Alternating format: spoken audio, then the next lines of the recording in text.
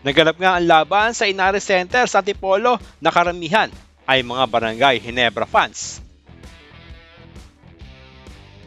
Ang akala ng marami tatambakan ng SMB, ang Ginebra ay ang pagkakataon na makapasok sa finals. Ano sa tingin nyo? Ginebra na kaya ang makapasok sa finals o hihirit pa ang SMB ng do or die game sa Miyerkules?